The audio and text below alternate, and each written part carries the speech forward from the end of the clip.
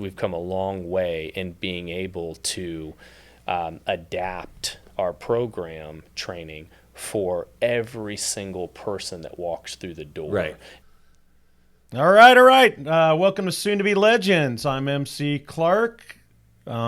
This is Soon to Be Legends, right? Powered by LDR Studios. Oh, what a clean intro. Keep going, Clark. Keep going. The host is Byrn Stankus, fresh off vacation, right? It's like 4 days, 3 Okay. days. Well, It wasn't that's like a a big vacation. vacation or anything. But thanks for, no one knows Welcome that welcome no back, one knows Byron. I went on vacation. We still keep dropping these episodes. Welcome back, Byron. Thanks, Clark. Good to see you, bud. How are you?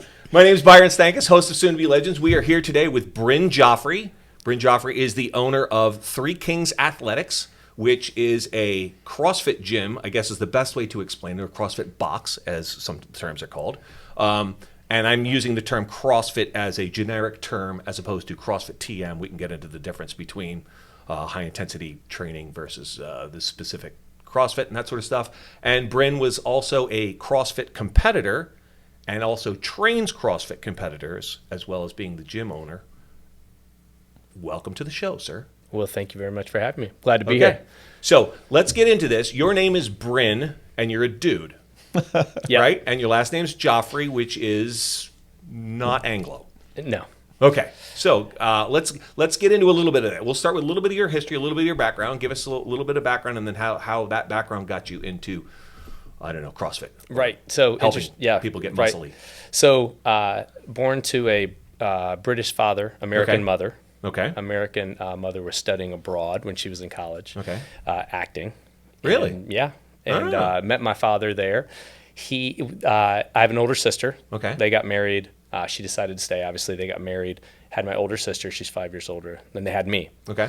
I was named Bryn after my father's best friend. His name was Bryn. Oh, it's a nice. Welsh name. A Welsh name. Yeah. Oh, And see, I so- didn't know that. I had no idea. I've been called Byron, I think, Really? more times than I've been called Bryn. I've been called Brian a lot. I know I that. get Brian a lot as well. Okay, we can commiserate about that. But it is interesting that, you're right, Bryn is a predominantly female name in the United States for sure. And that makes sense, actually, that it's Nice. Welsh, because the Bryns I know are of UK heritage for sure. Yeah. So that makes a lot of sense. Yeah, so that's how I started, with the Welsh theme. I've got my middle son's name is Rhys. It's R-H-Y-S. He's Welsh also. So Okay. we wanted to keep that theme in the family.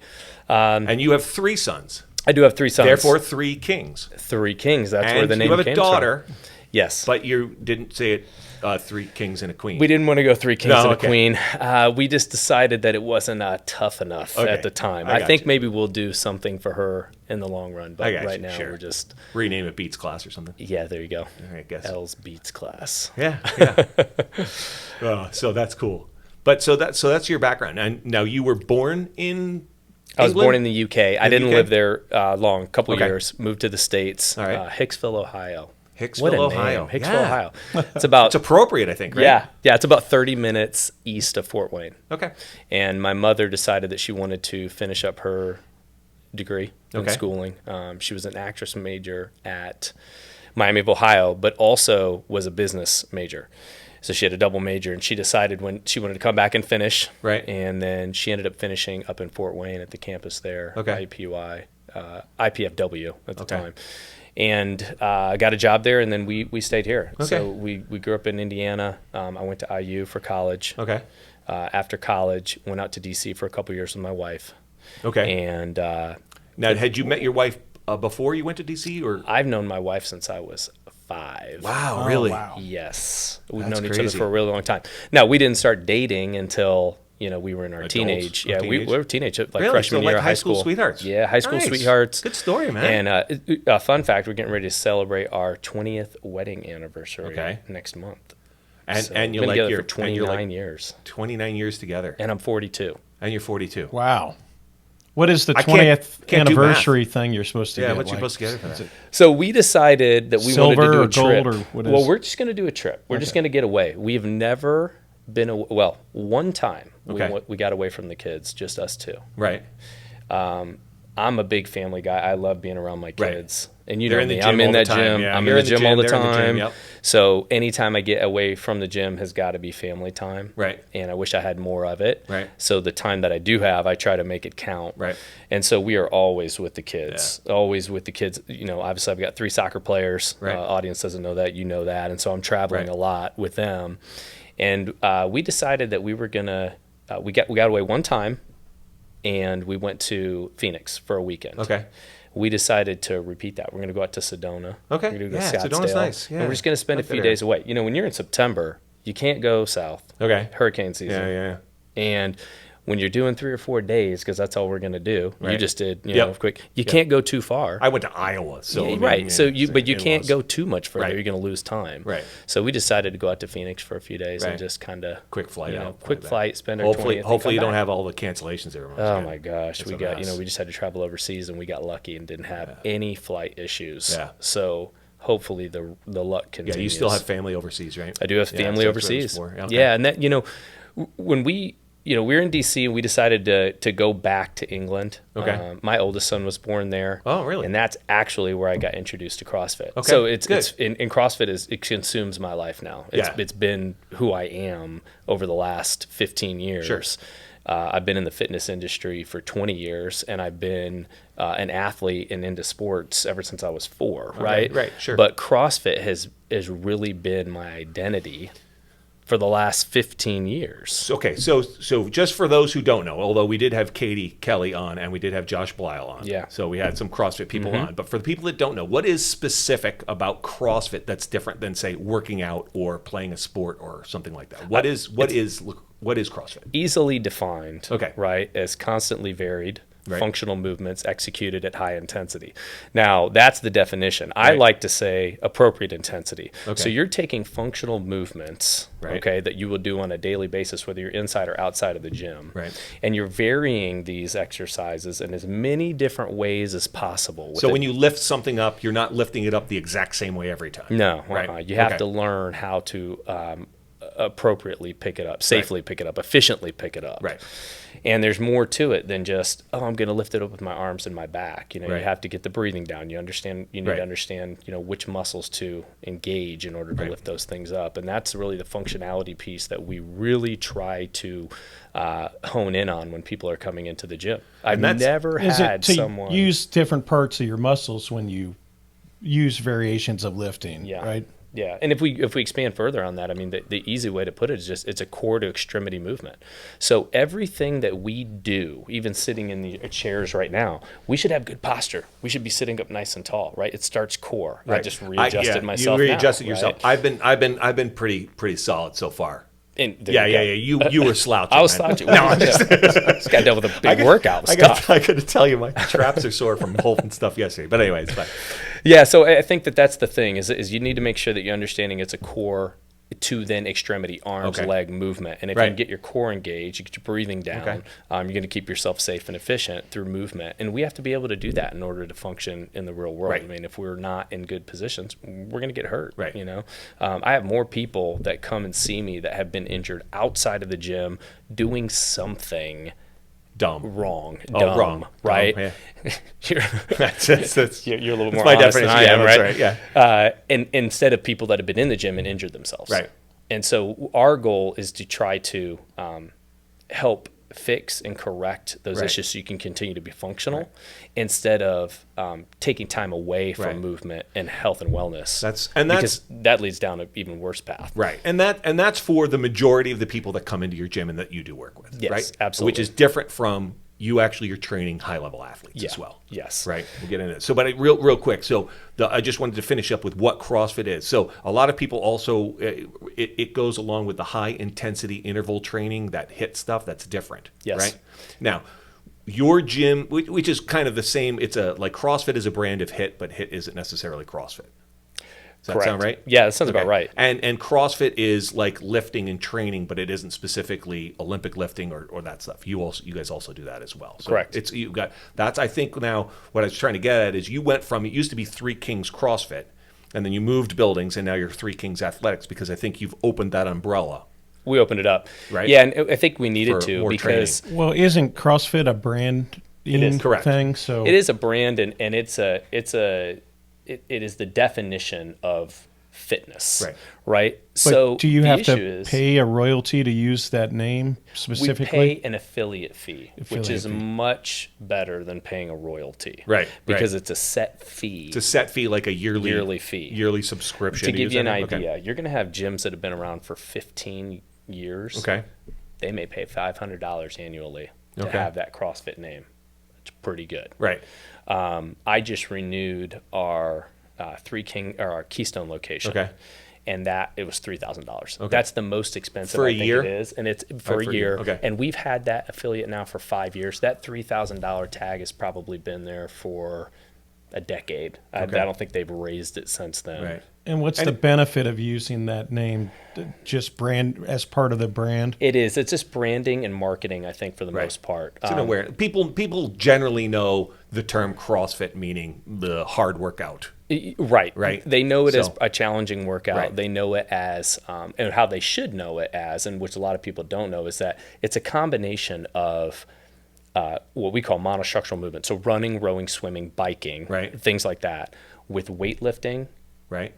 So deadlift, back squat, or you Right. could do Olympic weightlifting, clean Right. and jerk snatch, combined with gymnastics movements, Right. which is really the foundation. And it was created by a gymnast, right? Right. That's the foundation. So that. understanding the proper core alignment Right. and how to get into the right positions. So it's really literally those three different disciplines, so to speak, merged Combined. into one, Yeah. right? And it's a done- community as well. the community is the biggest part. That about that it, is a big part, but I don't right? think that was the original goal of the athletic part of it. It just seems to be how that has developed. Correct. Right? So Yeah. I think that's kind of that's a cool thing that has happened. And of course, and then of course the joke knows that somebody does CrossFit because they'll always talk about it. They'll always talk about it. Clark right? Clark knows that Oh, I yeah. do CrossFit. Yes. Well, but you're passionate about it. Right, Who doesn't exactly. want to talk about something that you're passionate about? Right. If you're passionate about the LA Dodgers, you're going to want to talk about that, whether Right. people want to hear about it or not. You're Exactly. going to want to try to find Right. somebody that will listen to you and communicate. I think that's with everything that we Right. talk about. And the nice thing is with CrossFit is that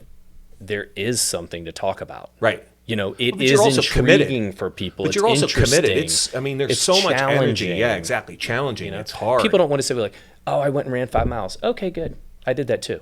Right. Or, hey, oh my gosh, I just, I did a 400-pound deadlift and we had to do these bike intervals where I was having to go every 15 seconds as hard as I could. Right. And I just felt like I was exerting every ounce of energy But that since I had. everybody That's in a little that bit more gym, interesting. yeah, but everybody in that gym has also done that, and that's what builds the community. It's sort of like a sports team where we all had to do that running, or we all had to do that drill, or we all won or lost that game together. You went through that intense environment together. Everybody can relate to that, and that builds that sense of community, and that's exactly what's happening. Yeah, we suffer together. We suffer together, and I think that's that we're humans, so we also suffer together. We do. But that's the phrase that we get to hear a lot about Right. people is that when you go through something really challenging in life, whether that be in a team sport or a family event, you share a special connection with that person, something that relates, that only you have gone through together. Right. And that means so much more than, hey, I'm going to go run this race with 10,000 other people. We're You just see gonna do that a 5K. lot with veterans.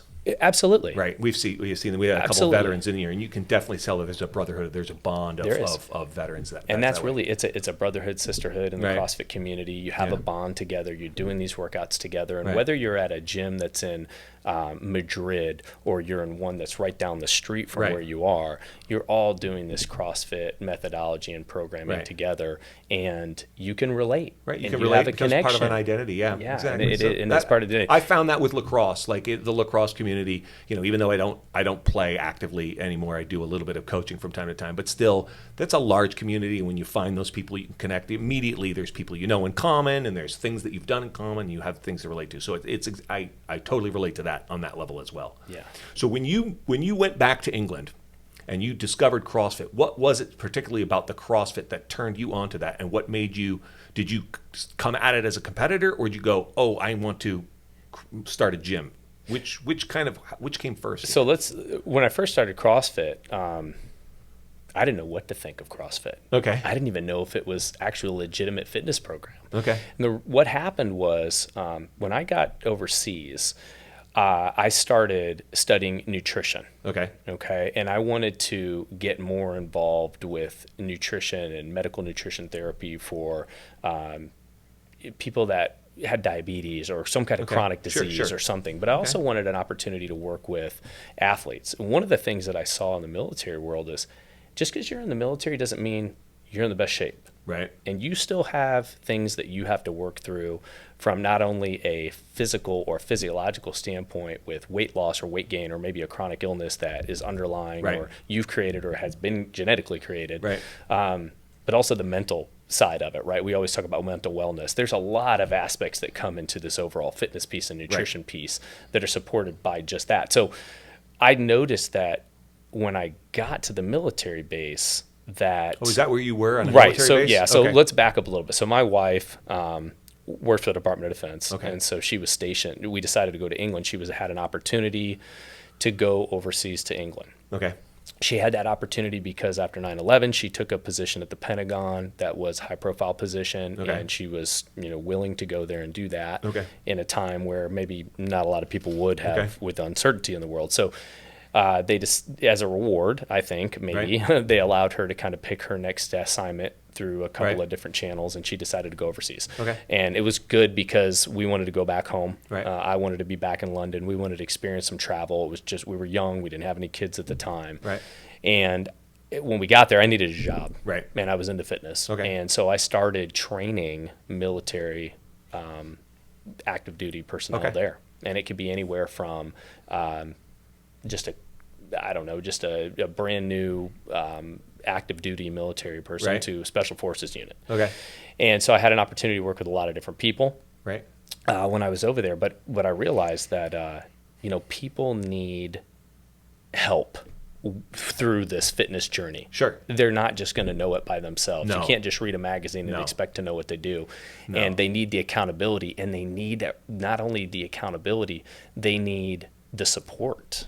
They need the support from someone, from an expert, or at least a friend that has some knowledge of it. So I was that person that people would come to and get help. Now, was this private, or were you doing it through the base? I was a contractor, but I was doing private contracting, basically. But you were doing private contract for the military. It wasn't military guys on their off days would come and see you. No. Okay. So you were working off the base. They would I was on the base. You were working.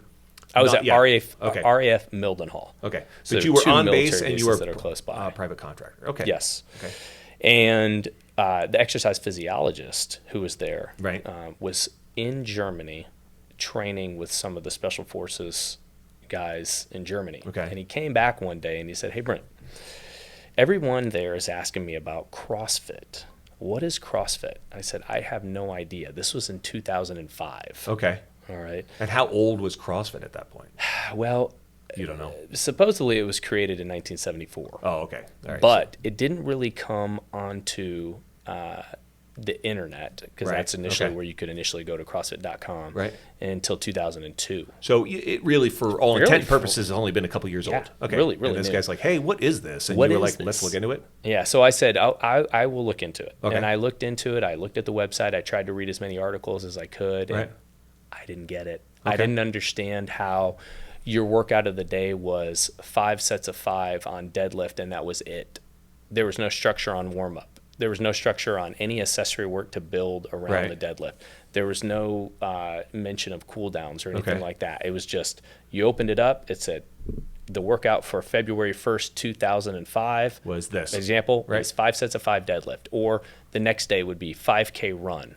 And then the next day would be, you're going to do 4 rounds for time of a 500-meter row, 10 burpees, and 10 squats. And then the 4th day, it was a rest day. I'd open it up and it would just say rest day. And I thought, this is the strangest program. First of all, I'm used to working out for hours at a time. And I'm done with these things in 20, 30 minutes. And so I thought it was very unique, which was a little intriguing because it was different. And I said, hey, I'll go ahead and I'll start doing this. I'll start doing it and I'll get an idea. And I grabbed my buddy that I had started training over there. And we were kind of the guinea pigs for CrossFit overseas on this military base.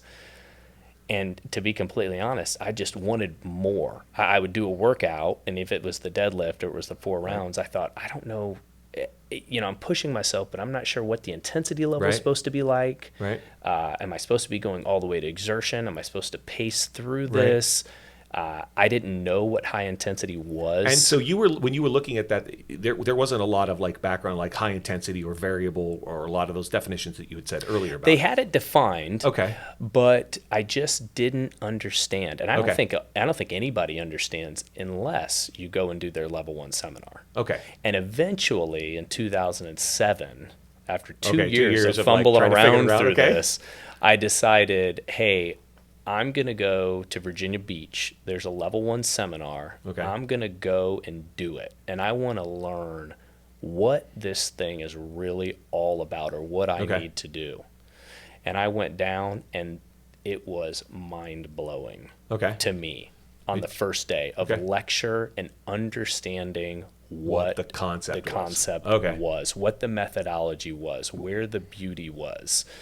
And I was hooked. Yeah. And there's a 2-day seminar. I went through it. We did workouts as a group, which was great because, again, the suffering piece was in play. Everybody is struggling through these workouts. And I was hooked. Right. It was just really challenging. It was harder than anything I had done before when I really learned what it was about. Yeah, like what the overall goal was and how to put that into practice in more than just 20 minutes. And I think that what people need to understand, too, is that for the first year that I did CrossFit I should really say the first 3 years, because for the first 2 years I was kind of fumbling around. It was low intensity. I didn't understand the weights. Right. But for the first year after I did the seminar, I scaled every single workout. You scaled it. Okay, so explain what scaling means. So scaling is when you decrease intensity and decrease the volume that you're training. Okay, so what I'm trying to get at is, in order to make it a little bit more manageable. Okay, so CrossFit, what I'm trying to get at is CrossFit generally isn't you go in by yourself and you do whatever you want. Generally speaking, CrossFit is a class, and there is a coach that runs that, and there is a prescribed workout. Like you said, you were finding them online. And that prescribed workout not only has the prescribed, these are the movements, but also has prescribed weights, times, intensities, and all of that sort of stuff. And when you're talking about scaling, right, this is what I'm trying to get at, is you're lowering those weights. You're doing less of those repetitions. You're giving yourself more time to do them when you scale them. So that's what scaling means, correct? Yeah, absolutely. Okay. And that's exactly what it is. And, scaling has evolved. Which, by the way, I scale everything. We scale everything. I still scale everything. Which you move to different stations, though, right? No, it's generally all in the same area. You bring the weights or the bike or whatever to your station. You know what I mean? It's not like a gym where you go around from place to place. You do your push-ups here, and then you do your deadlift here, and then you go run out the door. You bring your bike there. Sometimes you move around the gym a little bit just because that's where the weights or the bars. No, I get that, but you're rotating different activities or movements. Correct. Yeah. You're definitely, exactly. Yeah. So, I think that the scaling is so, initially it was so underrated. It needed to be done more in the beginning. And now that we have, look, we're talking about 2002. Now it's 2022. Right. 20 years. We've come a long way in being able to adapt our program training for every single person that walks through the door. Right.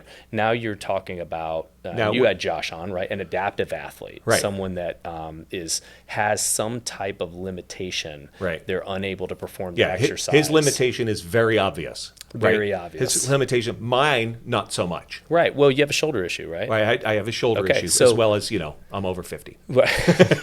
That's going too. But his, it varies by or differs by what your limitation is. Okay.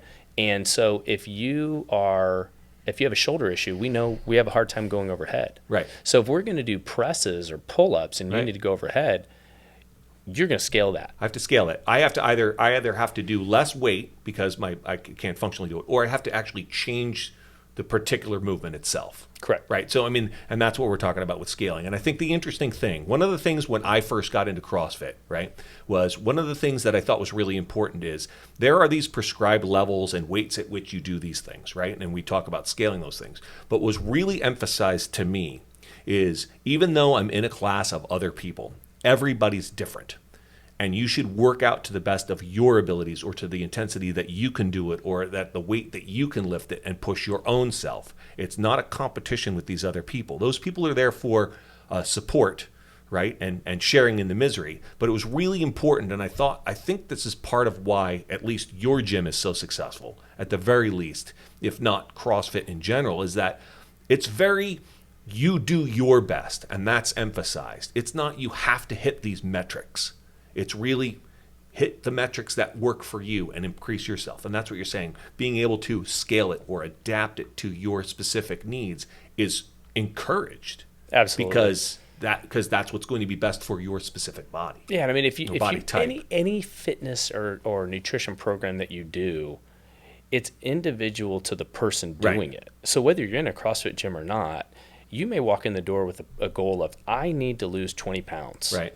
Or you may walk in the door with, I need to increase the distance that I can run. Right now I can do 2 miles without stopping. Right. I want to sign up for a 10-mile race. Right.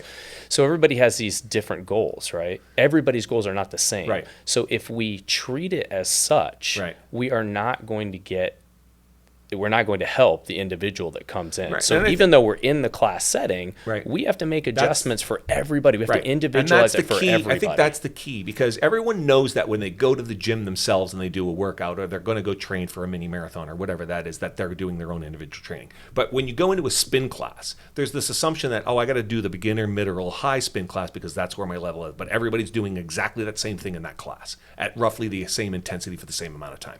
And in CrossFit, even though we're in classes, everybody's doing some variation slightly differently, whether it's the weight is different or whether the amount of repetitions are different at the time or whatever it is. And I think that that's an interesting part because it's still that class environment, but everybody's doing it at their level. Absolutely. And that's encouraged. We've had 6 I think that's classes great. today Right. that I've already been through this Right. morning. And I would say that no 2 people have done the exact same thing. Right. And I think that, and there's probably been 100 people. And then in there. that isn't because somebody has it like me has bad shoulder issues or Josh has no legs. We're talking about just the difference between a kid that's in there who's 26 and a woman that's in there that's 62. Absolutely. I mean, because and all mix and matches of in between. I mean, literally in the gym when I work out at the gym, I have 2 people that regularly work out with that are over 60, and I've got one guy who's training to be special forces and another guy who's an ex-NFL offensive lineman. Correct. Literally in the same class. And we're doing the same workout. Now, where else doesn't does look that the happen? same. Where else can that happen? Correct. That can't happen and I think anywhere that's else. the part of the community part that's so amazing. Because you get housewives, you get career people, you get like high-level athletes, and you get people who are just trying to not die like me. That's all it is. I'm just trying to it's true, not though. die. It's right? true, yeah. And you get all of those people in the same class. And I think I think that's kind of an interesting part of the diversity of that community, and that is sort of encouraged. And I think that's different than when you go to like a bro gym where everybody's like, Yeah, and I has the think same goal that of- is personal on a personal level. Right. That's what has kept me motivated for so long. Right. Is that I don't want to just work with elite level athletes. Right. I don't want to just work with youth level athletes. I don't want to just help someone that is trying to rehab a shoulder injury Right. or the 3 women that have been in the gym already today that are pregnant Right. and getting ready Yes. to give birth, and what can we do for them? Right. The person that needs to lose 100 pounds. Right. I need a little bit of all of that. Right. And they're all there, and you have all of that. And we do. And if we didn't have that, then we would isolate ourselves into the specialty fields, right? Of he just works with elite level athletes, Right. or he only works with the pregnant. And we're women talking about you have a population. number of coaches too, right? And you have a number of coaches because not only do you do that, you also have a whole program of Olympic lifting. Correct. Right? And you've had some tremendous success there. But you personally also coach all of those different people. We're not talking about you brought a coach in just to coach the elite people, just to bring in the pregnant ladies, and just to help out the people who've got bad knees. You personally, and well as all of your coaches, are able to move through all of that and work with absolutely everybody. And sometimes it's as individual coaches, and sometimes it's in classes, and sometimes you have also variations in different versions of classes too. So I think that's cool. I think that's a good thing going forward. It's the CrossFit way. Right. We want to be generalists, not specialists. Yeah. So we'll bring in specialists that are the best running coaches in the world, or the best Olympic coaches in the world, or we have had seminars with women physical therapists that are experts in women that are pregnant, working with pregnant women, for pregnant women, like things like that. Yeah, rowing clinics have rowers come in and do that. But we are in CrossFit. Remember, we're running, right. we're rowing, we're swimming, we're Olympic weightlifting, we're doing deadlifts, we're doing handstand walks. I'm not doing those. I like to watch. Doing bear crawls. He's doing bear crawls. I'm not even doing that. So but we're generalists. We're able to do all of these different things, which makes us really well-rounded athletes. And that's what we do as coaches as well. We have to be able to coach all of those disciplines at a really good level. Maybe not a specialist level, but a really good level. I had one of my coaches that referred to me as a puppet master. Oh. He's just touching a little bit here, and he's touching a little bit there, and then he's over here working with her, and he's over there working with him, and he's over there working with the kids today. That's a good description. It was a pretty good description, because it's right. I mean, I want to be able to and you're approachable with every person that walks in that door. And you're approachable too. Right. That matters, right? It does. It's part of the, I mean, hey, we're in the service industry. Right. So we have these 12 pillars that we work with the coaches. And I just hired a couple new coaches on, and we went over those things. What's the 12 pillars? It's not really, I don't want to go into. It's your own personal. Yeah, it's our own pillars. You. But they're, the number one on that is service is first. Right. Okay. It's that first impression that you make with someone that walks in the door. Right. Hi, Byron. Hi. How are you doing today? Right? Yeah. That goes so far, just to acknowledge someone when they walk in the door. Our goal in that gym is to make it the best hour of your day. And I would argue that for 99% of the people that walk in that door, it is the best hour of their day. Oh, that's cool. We have a lot of people that they don't want to go to work today. No. They don't want to do that. They don't want to go to the grocery store. Right. No one wants to go to the grocery store. Right. You don't want to go run errands. Nobody wants to cut the grass. No one wants to go have that conversation that's going to be a tough conversation with their kids about school or whatever.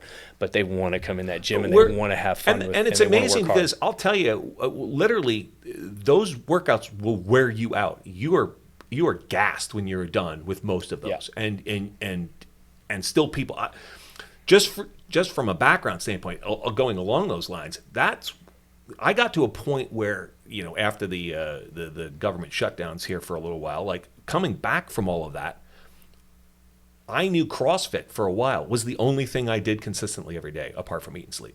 And that sort of kept me going a little bit, right? And I thought that was a kind of a good thing. So that's kind of I think that's sort of interesting about that community and the community you've specifically built, as well as the CrossFit community. So at what point, jumping back, at what point did you decide to become a competitor and then also start training competitors? And then how did that all go? Yeah, well, I've always been an athlete. Right. From the time I was 4 years old. I've got kids that are in youth sports, and I've got a 5-year-old right now, a daughter. Her level she dances. She dances. She does gymnastics. Does she do gymnastics? That's her favorite. Okay, tennis. I got you. Piano. Nice. So we're doing a lot of well-rounded stuff. But her thing is she's not competitive. Right. But when I was 4, I was competitive. Were you? Okay. I wanted to win. Right. And so I remember I trained because I wanted to be the best at whatever I was doing. And so I think that sometimes you have that, and sometimes that develops a little bit later. Sometimes it never really develops at all. And so that's kind of what I'm getting at. There's a difference also between doing CrossFit for health and wellness, but then there's also this aspect, which is there's a competitive games. There's the CrossFit games. It is variations of that. Absolutely, completely 100% different. Right. Being a competitive athlete in CrossFit from 2010 until 2017, those were my 7 years of you competing at a high level. Right. And high level meant you have I've actually been to the on CrossFit teams Games twice. And at CrossFit, like the World Games, not the Yes, regionals. correct. Right. Yep. So, So like 2013, 2016. Right.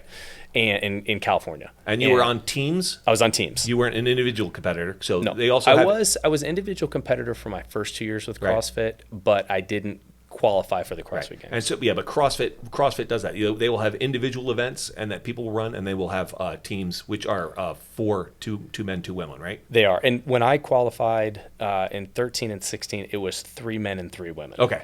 So we had larger teams. Larger teams. It just flows better with 2 men and 2 women. Okay. I think that was that's right the adjustment call. of the That's games the adjustment call, that they right. made it. It's a little bit easier to follow. You know the people a little bit Right. better. In basketball, NBA basketball, you can see everybody's face, so Right. you can relate to Right. them. But in the NFL, everybody's got helmets on, so Right. you can't relate as much. Right. And I think that was too many people on the floor at once. Right. You couldn't relate to the people. You couldn't Right. connect. I got you. It was too much madness, too Right. much going on. So that So helped you them. started pretty much once you figured out that there was competitiveness, that you decided, I'm going to go do that. Well, the first CrossFit Games was in 2009.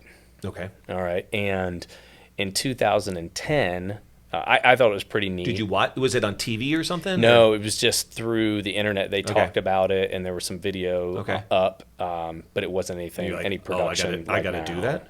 Well, anyone could go. Oh. You didn't have to qualify. To the World Games? Wow. And I thought, you know what? Why not? I could do that. Sure. I said, I'd like to be able to do that. So the next year, they decided in 2010, well, now everybody's interested. So we're gonna break it down into the sectionals of different areas around the country. Okay. And then we are going to then qualify you through to a regional. So anybody Now, could are go you to the still in sectional. England at this time? No, I'm in America now. Okay, you had moved So back I moved here. back to America in 2007, and when I did And you the started seminar. a gym.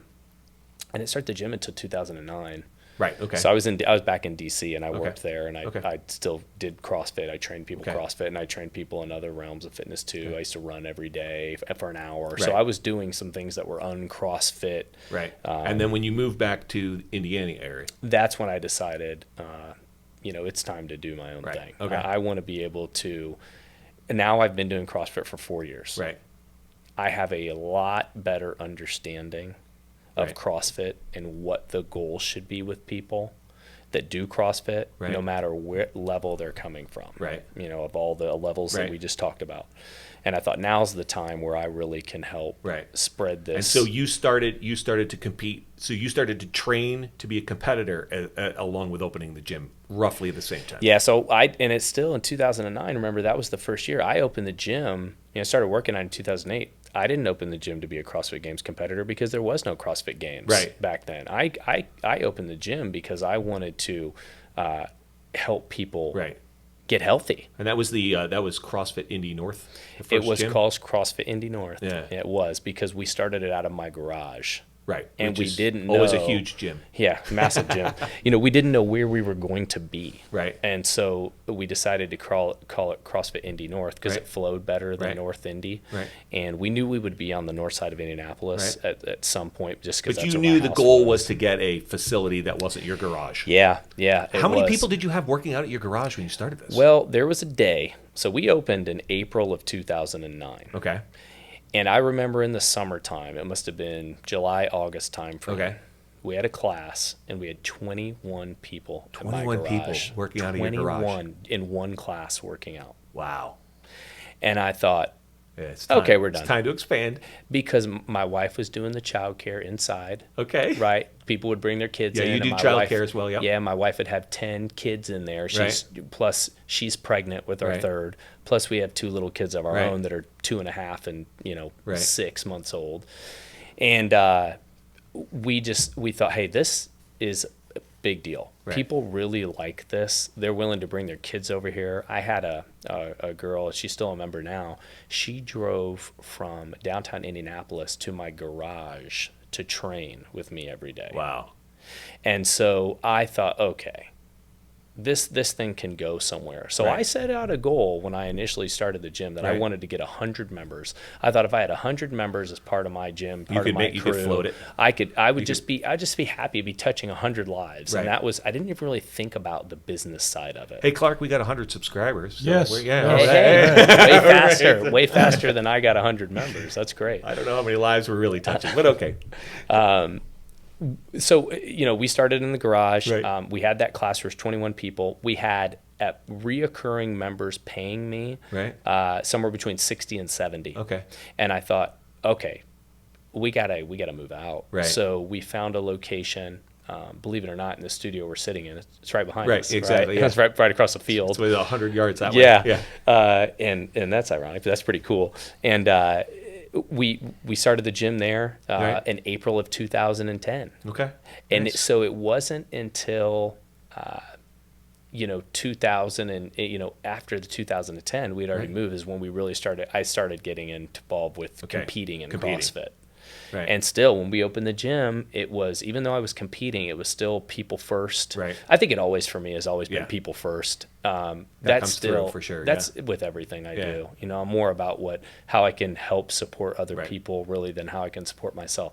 I was just, I'm so competitive that I would make the time to train to for train, Right. whether that be Friday night at 11 p.m. Right. or it'd be 3:30 in the morning on Right. a Monday. I was going to get sessions in because it's what I love to do.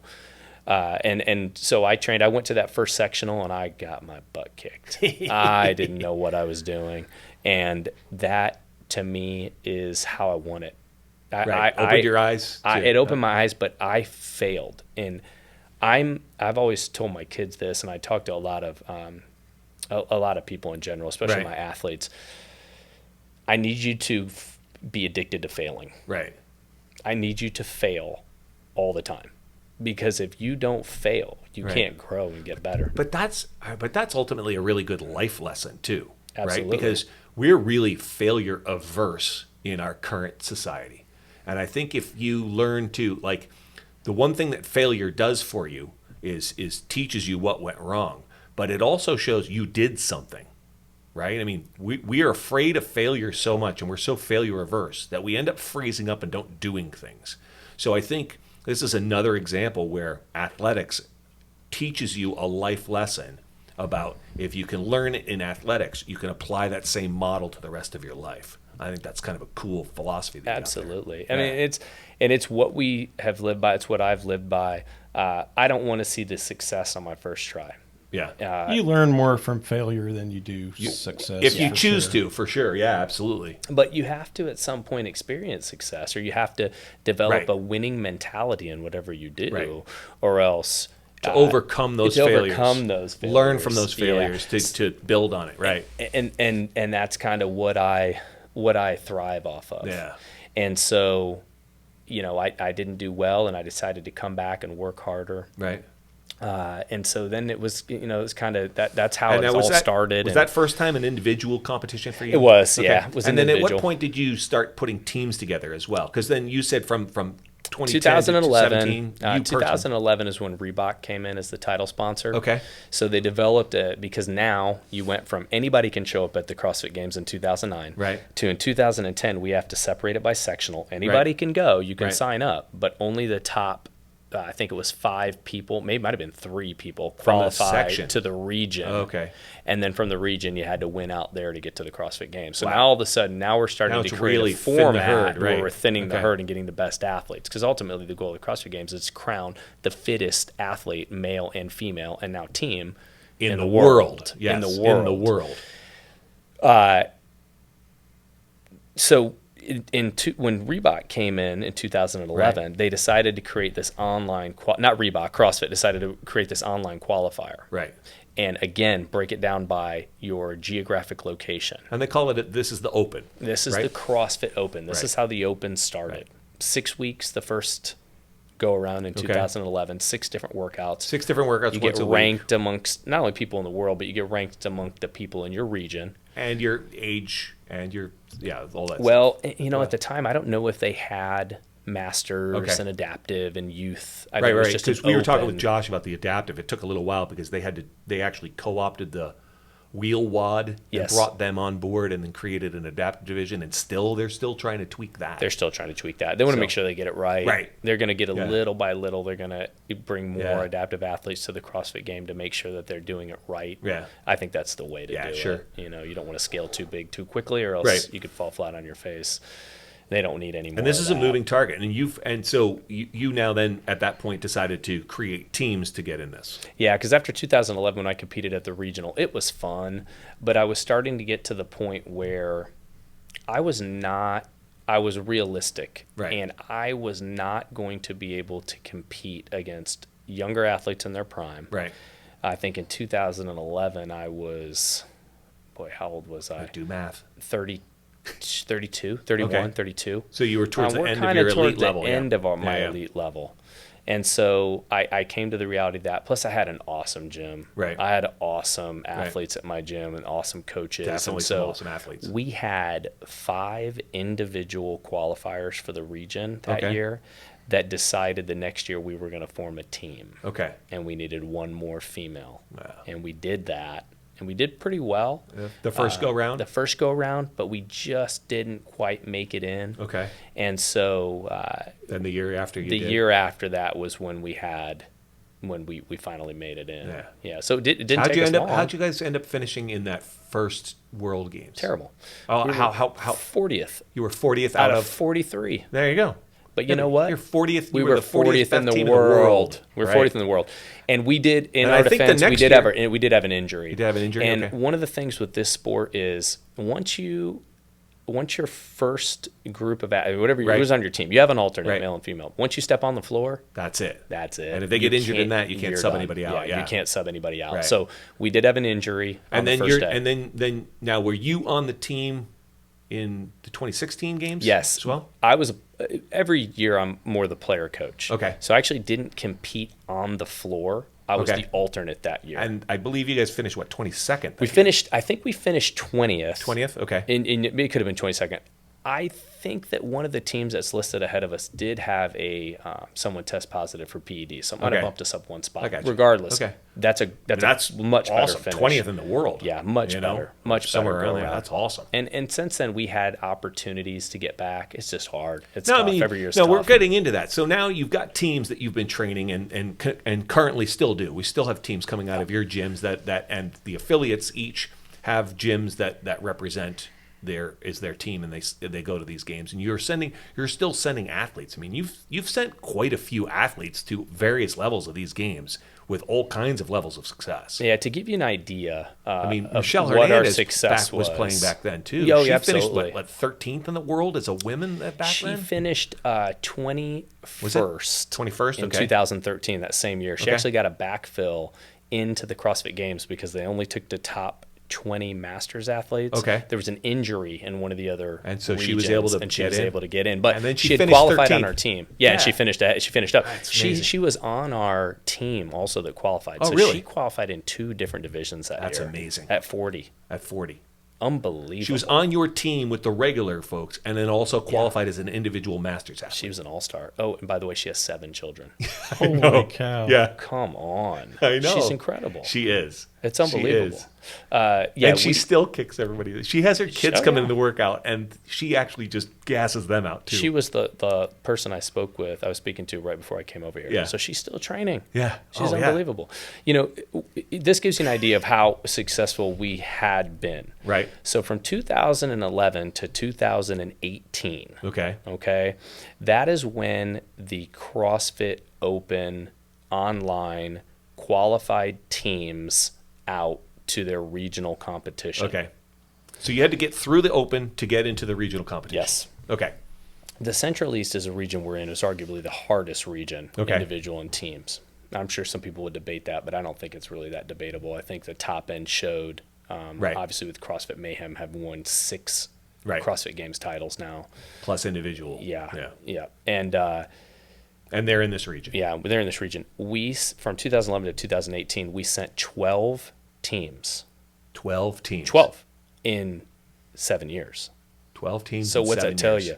We sent multiple teams from our gym Right. to the regional, Right. which I believe at the time was the most in the world. And that really. Yeah. So Out that of tells one gym, you the how most teams. So you have the competitive. most teams qualify coming out of your gym. Correct. In the entire world, But and that only- doesn't even include your individual athletes. Correct. And that only, but we only got to the games twice. Okay. And there have been teams that have qualified one team every year Right. and gotten to the games Right. every year. So they have that top heavy Right. component. I am a big community guy. Right. And I wanted to give as many people an opportunity Yeah. to experience that regional level as possible. So we did a very good job of balancing teams. Right. There were times where, yes, we top loaded it, 2013, 2016, 2000, even I would say even 17, 18, we did Right. that. And we're really close, Right. 8th place finish, things Right. like that. But my goal was to give as many people the opportunity to reach their goals as Right. possible, just like we do when we just talked about with everybody that walks in the door that has different goals. Right.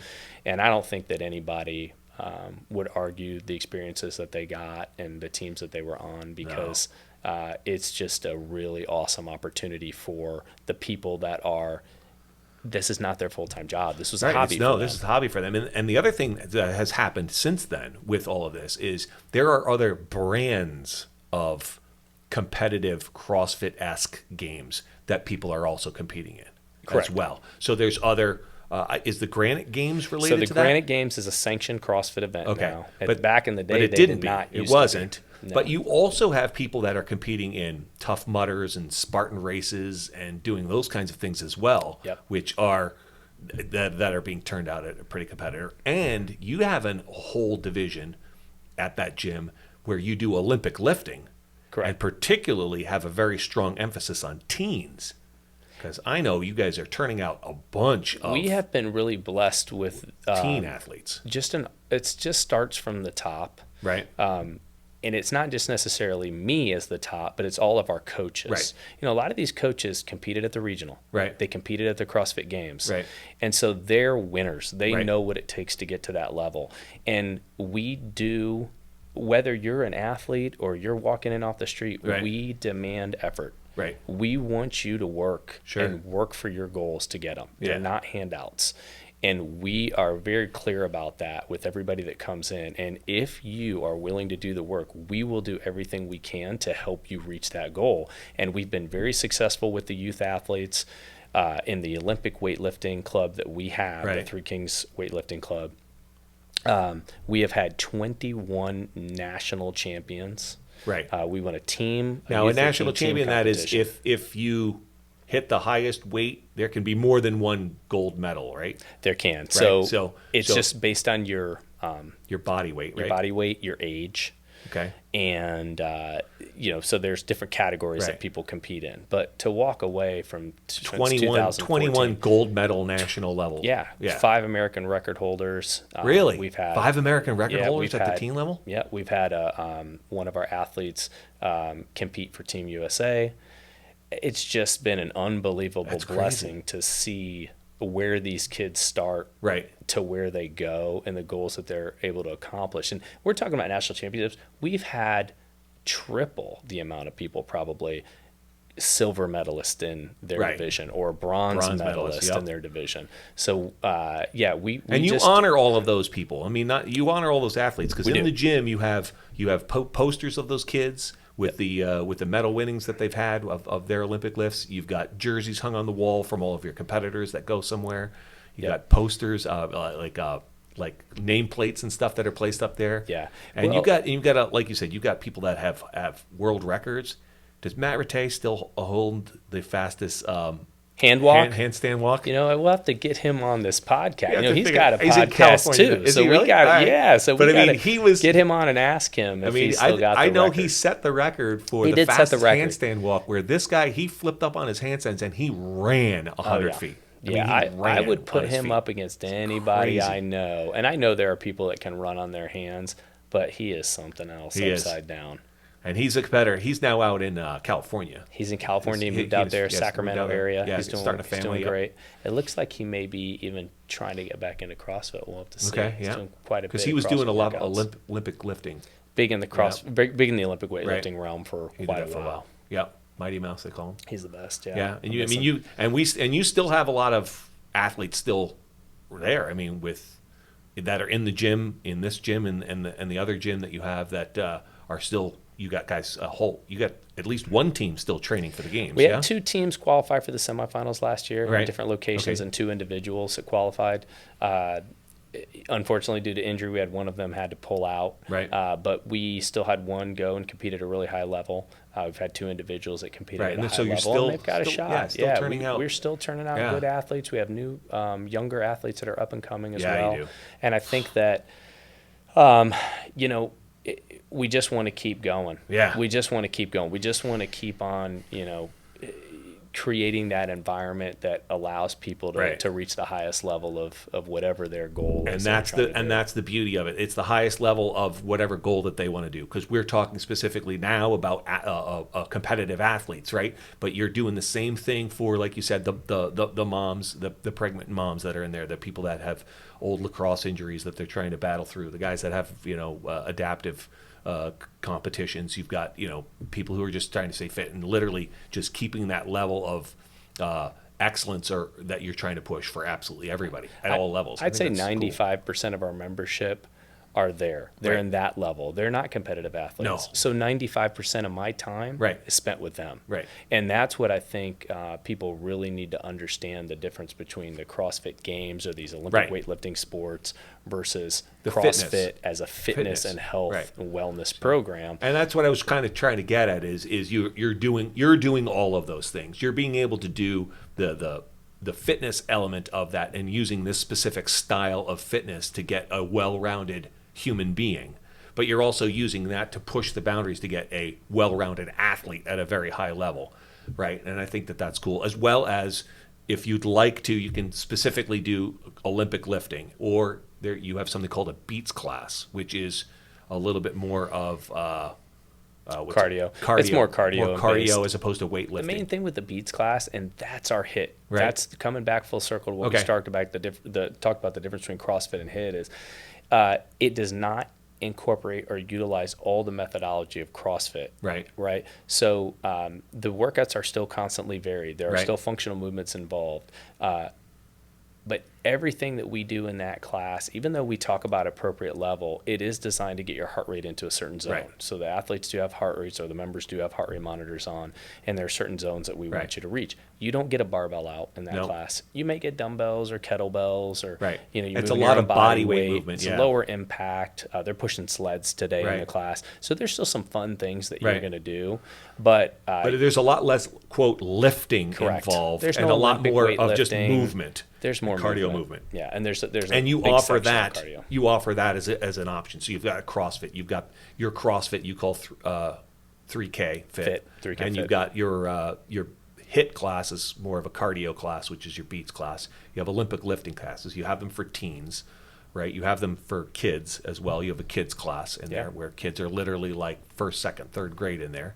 And you're also training your own athletes, your own personal homegrown athletes, like your boys come in and train to help them with their soccer. Yeah, that's a whole nother aspect we haven't even hit on. We do sport performance. Because we're training one of the things teams, one of the things that I did teams. was I brought in my lacrosse team. Yeah. And we were just talking about that before that. I brought in my lacrosse team because I thought, from my experience with CrossFit, that it was so good at being well-rounded that I thought it would be good for lacrosse athletes to get a well-rounded workout as opposed to just straight lift. They were getting lifting in the gym, but that doesn't necessarily lifting directly is probably better for just straight up like football, where you're a lineman and you just boom, you got to plow the guy in front of you.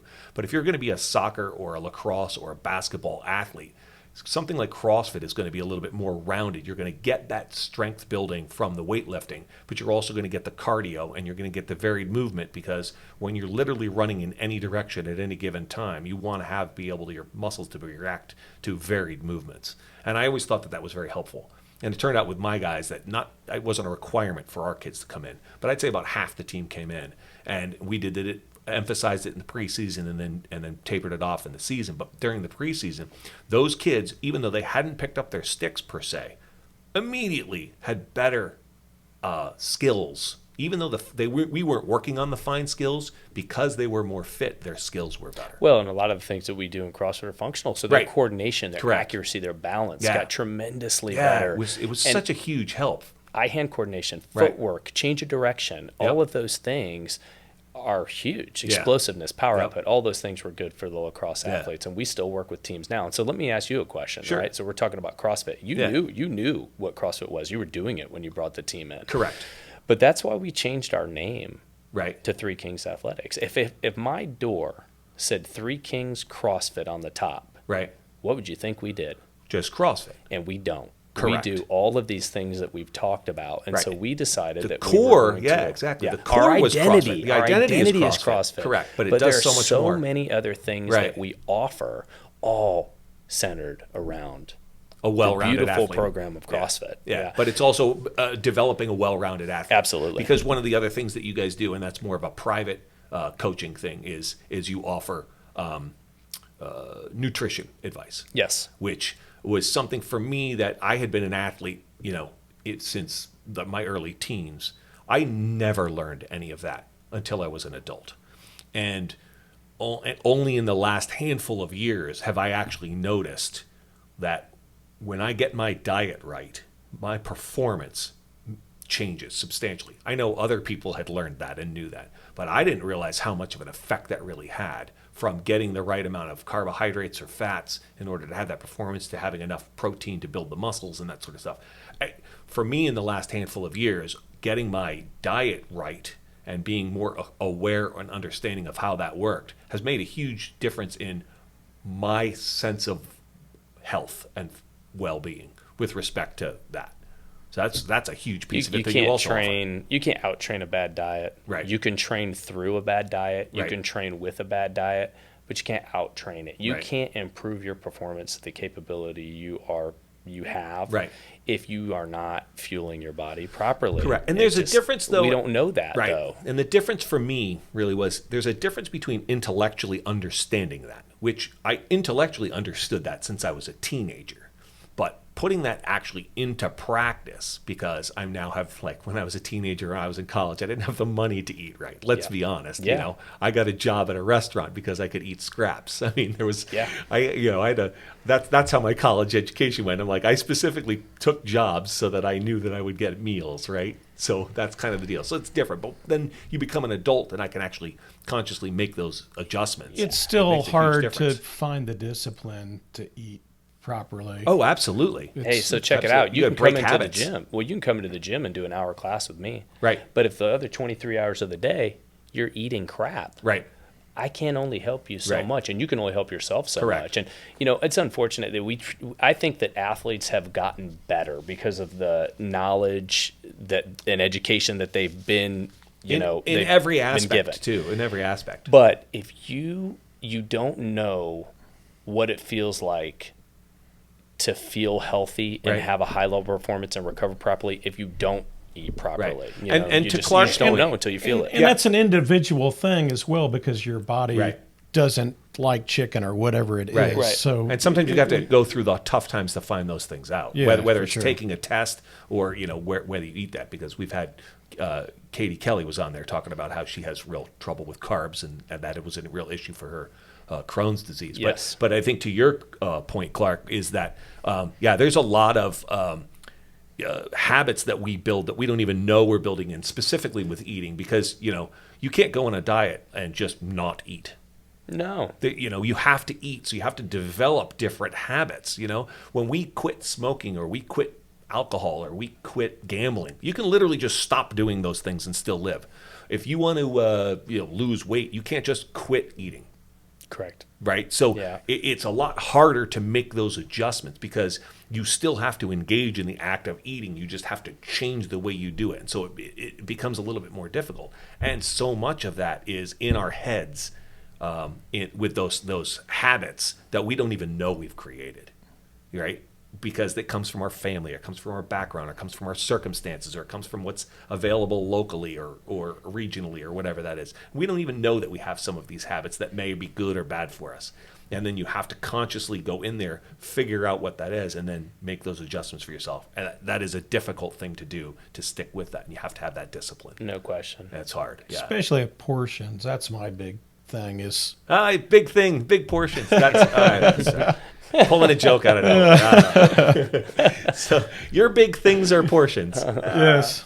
I mean, Yeah. well, No, it's portion like, control is hard. Yeah, portion control is hard, right? well, it's under eating or overeating. It's Correct. both sides of It's that. both sides of that, exactly. And the other thing is eating the right things, because some things you're going to want to have bigger portions of, and some of the things you're going to want to have smaller portions of, and that is specific to the individual. It is. It really is. And you got to specific find the that stuff individual. out, and sometimes you got to find it out the hard way. You know, I always tell people, they come and ask for nutrition advice. I said, the first thing you have to do is you need to go get blood work. You need to Right. get a blood draw. We just need to see where you're deficient, if there's anything Right. underlying. Do you have any allergies? Have you ever done an allergy Right. test, a food allergy test? Because the I other- don't want to give you a bunch of food to eat that you can't eat Your or shouldn't body eat. can't process. Yeah. And the other thing that I think is really important is track what you eat. Just take 2 weeks and track what you eat.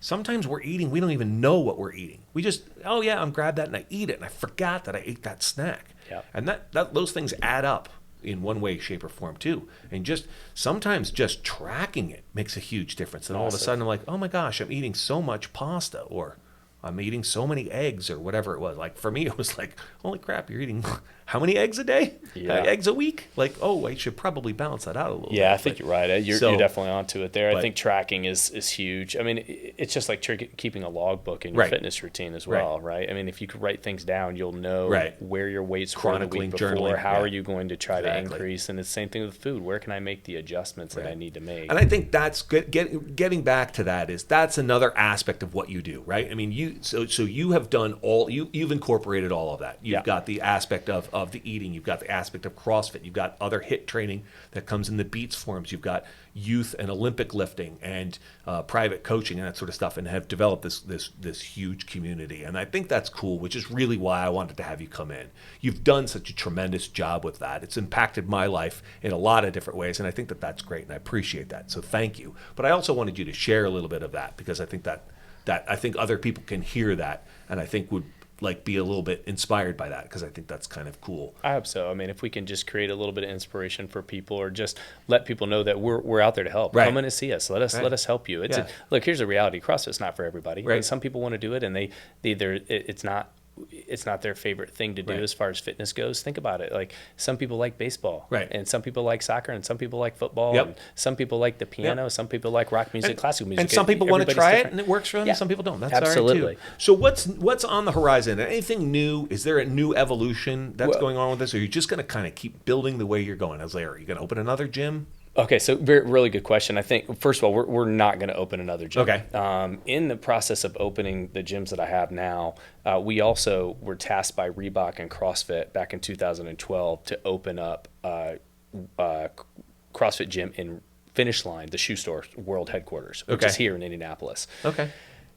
Too much. I can only be, it's only hard be to so be many in two places? places. Okay. And my coaches are fantastic. But I think that in this really small microscopic business Right. that we have, is that the guy's got to be there. Right. The person's got to be in Right. there to make it flow. If you really want to have a successful business, I told you, Gotta be you hands-on. know it. Yep. Number one is customer service. Right. If you never see me in there, you don't know who the person is Right. and what it's about and where this community is coming from. Right. And so we have no intentions of trying to build another. So you want it? Yeah, you want it. So it's quality over quantity. It's at this point. definitely quality Right. over, and it Okay. always has been for me. We want to maintain the integrity of our service and the integrity of our coaching, Right. and we can't do that if we get spread too thin. Sure. The other thing that we are going to be rolling out is a big nutrition program. So I have a master's degree. Look I know at me previewing this for you. previewed Huh? right in for me, Yeah, which is look at- great. Segue that for set that up for you. I have a master's degree in clinical nutrition. Okay. So when I first moved to Indianapolis, I was licensed in Washington, D.C. when I Right. lived there. And then when I moved to Indianapolis, I worked in the clinic. That's what Okay. I did was nutritional, Right. work. And at some point, I got away from that when we were building the gyms. We were Right. still offering nutrition services, But it was you had to get a private class. yeah, as a private Right, class. right. We're going to be rolling out some huge a huge program with nutrition where Okay. we're going to be incorporating this into our training programs. Okay. We're going to be sending out a lot of content to members Right. via email or social media, and then we're going to be doing nutritional counseling on a bigger scheme Yeah, than we scale, have, yeah, a bigger nice. scale than we have been doing.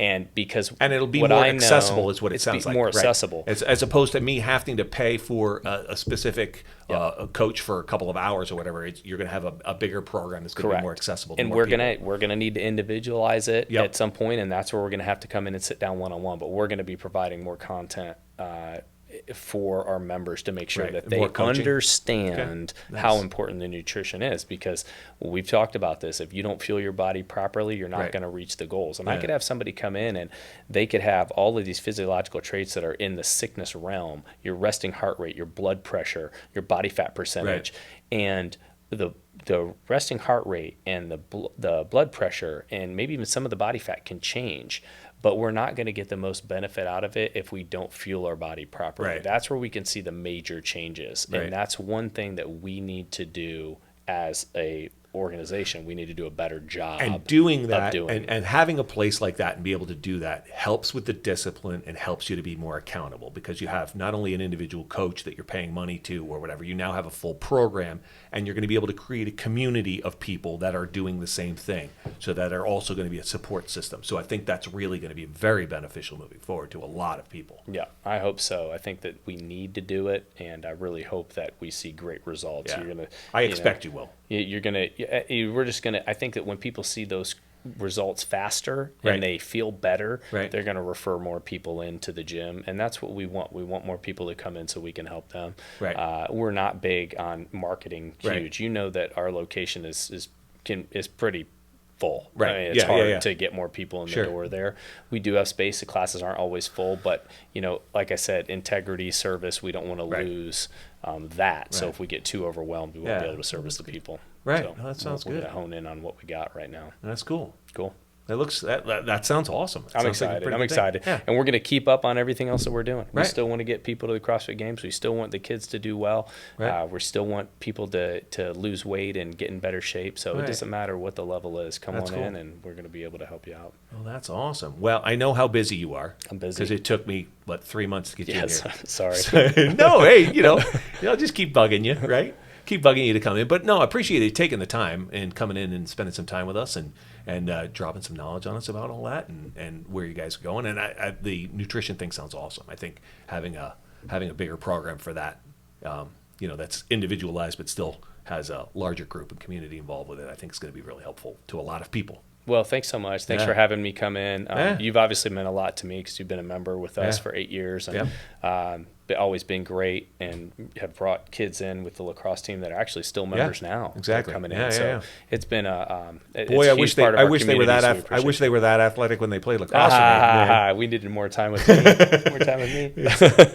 But it's great. Yeah, thanks so much. Thanks for having me. You bet. All right, Clark, thank you very much. And Bryn, thanks. Okay. And folks, we'll see you guys next week. But thanks again.